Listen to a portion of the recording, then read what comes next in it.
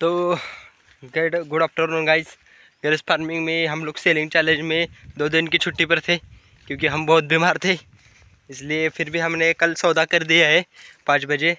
तो वो 4 kg बेच दिए है हमने 110 रुपीज़ 4 kg बेच दिया है।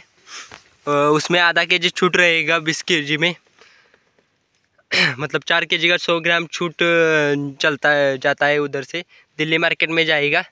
उत्तराखंड का है व्यापारी, वो उधर दिल्ली मार्केट में बेचता है, तो बहुत रेट कम है, फिर भी हमने किया है। देखते चलो तुम लोगों को प्लॉट दिखाता है।